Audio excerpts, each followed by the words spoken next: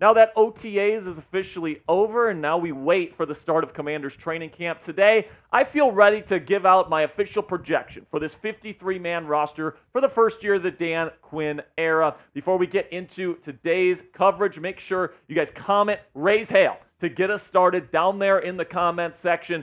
I'm gonna give a personal comment to everybody that puts raise hail down there in the comments to start today's show.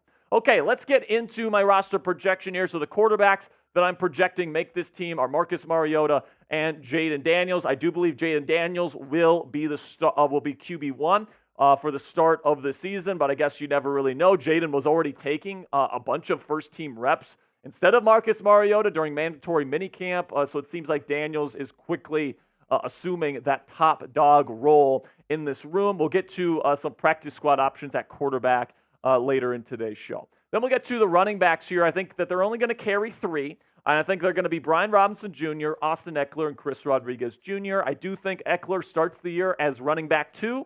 Chris Rodriguez will start as running back 3. But watch out for Rodriguez in his second year to almost usurp Eckler, who is definitely on the decline of his career. Lost a little bit of a step last year. If Rodriguez takes a step up and Eckler takes another step down, watch out for Rodriguez to be the second running back in this rotation by season's end. Then we get to the starting wide receivers. I have them carrying 7 receivers this year because we know that Cliff Kingsbury loves to put a lot of receivers on the field. And, he's using some of these guys in special teams as well. So the starting guys, I think that, you're going to see a lot of 4 receiver formations with Cliff Kingsbury. And I think the guys that you're going to see on the field the most often are Terry McLaurin, Jahan Dotson, De'Ami Brown, and Olamide Zaccheaus. Okay, I think that they brought in Zaccheaus for a reason. I think he's kind of being slept on a little bit right now in terms of how much of a role he's going to play in this offense. But I think, as that 4th wide receiver, he's going to have a pretty significant role here. Then the backup wide receivers, Luke McCaffrey, who they took in the 3rd round this year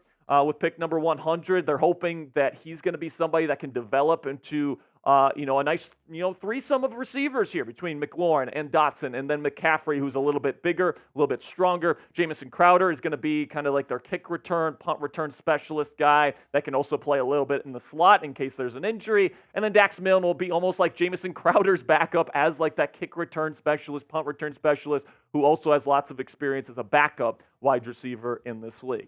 Then with tight ends, I think they carry 4. Zach Ertz, Ben Sinnott, John Bates, and Cole Turner. We'll get to Armani Rogers and why I don't project him to make the roster right now, but watch out for Armani Rogers instead of Cole Turner to potentially make this roster. I do think John Bates' spot on this roster is relatively safe because of the value he brings as a blocker. Then we get to the offensive tackles. I think they carry 4. Andrew Wiley will be the starting right tackle. I do believe Cornelius Lucas, if nothing else happens here, will win the starting left tackle job. Brandon Coleman, who they hope can develop into their future left tackle, will also make the team. And I do think Trent Scott, who's been a pretty decent backup tackle in this league, will also make the team.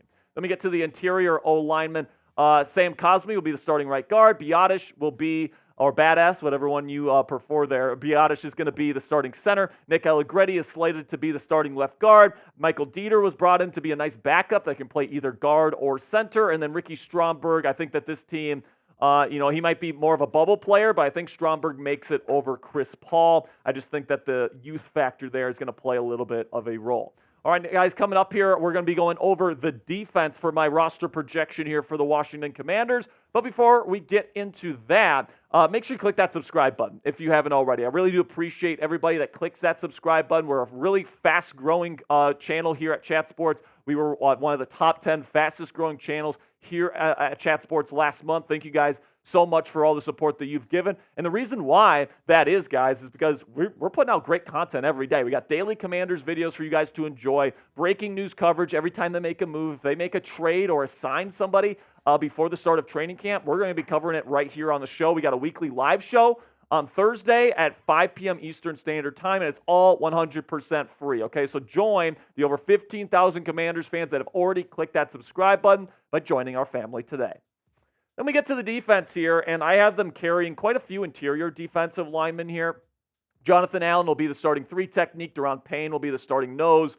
Johnny Newton, I think that they're getting him to be more of like a 3-4 defensive end type, but that's still technically an interior player. So I have Johnny Newton in there. Those will be kind of the people you see most often. Then Fedarian Mathis and John Ridgway are both guys that are a bit bigger, and I think they're going to help on special teams. Plus, they'll be backup nose tackles in case Deron Payne goes down. Then we'll go to the edge rushers / defensive ends, and I also have them carrying 6 of these guys. Jamin Davis is going to provide a little bit of a hybrid role on this defense this year as a pass rusher / outside linebacker type. Dorrance Armstrong is going to be more of the traditional edge defensive end type. Dante Fowler Jr. is going to be coming in during the NASCAR package when this team gets really small and attacks the opposing quarterback on third downs. Cleveland Ferrell will be a run stuffer.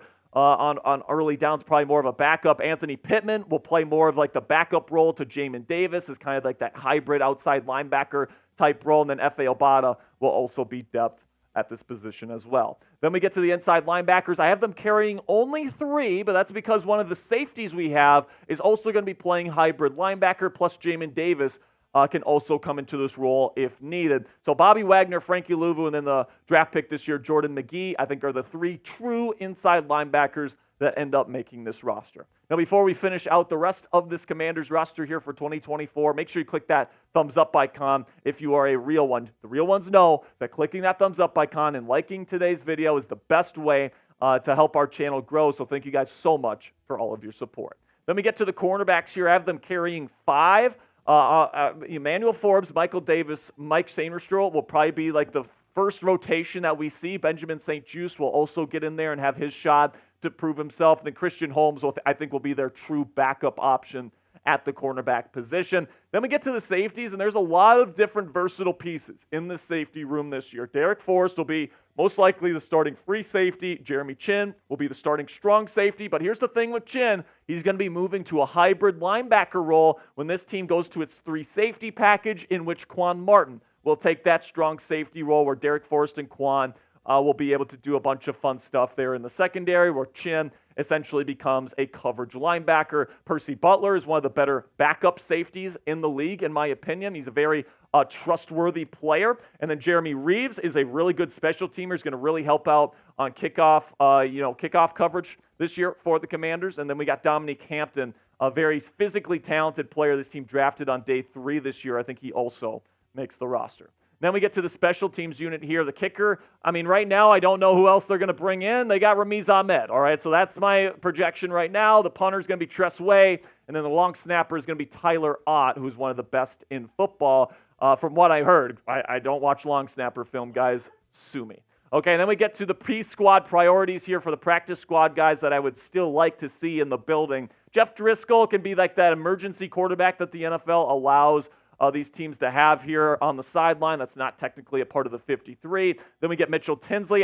By the way, for those of you saying, where's Sam Hartman? He stinks. He's going to get cut. I don't think he's going to have a good camp. I don't think he's going to have a good preseason. I think Driscoll wins that QB3 job. Mitchell Tinsley is somebody I really like. I think that this team is going to like him enough to keep him on the practice squad. Marcus Rosemy, Jack Saint, not quite enough room for him on the roster here in my projection, but I think that he's a really intriguing player that I'd like to keep around. Armani Rogers, another talented player, but we just don't know exactly how ready he is to play NFL football again after multiple seasons with injuries at this point. Braden Daniels is coming off a big injury last year, missing his entire rookie season. Chris Paul is somebody that maybe they keep around, maybe they don't. Same thing with KJ Henry, who didn't have a great first season in the league. Javonte Jean-Baptiste, I think, is definitely somebody they're going to want to keep around as a project. Michael Walker, as I almost put him on in the final 53 as like a special teams helper / linebacker depth. But I think he'll probably be more of a P squad guy. Noah Igbenogany is somebody that's a Dan Quinn guy, and maybe he makes the roster over Christian Holmes or somebody like that.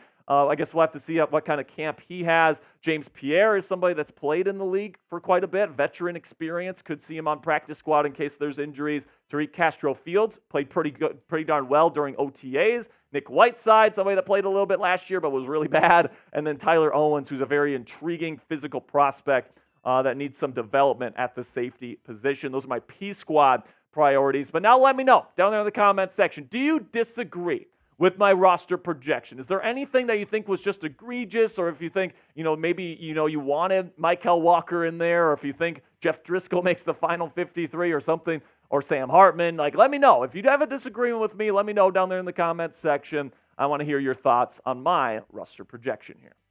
Make sure you guys type real one down there in the comments section if you made it to the end of today's show, because I really do appreciate all the real ones that make it to the end. A lot of people click away, but it really is the real ones that watch to the very end. Really do appreciate your guys' support. It helps out the YouTube algorithm. So make sure you click that subscribe button right now. Type real one down there in the comments section if you made it to the end.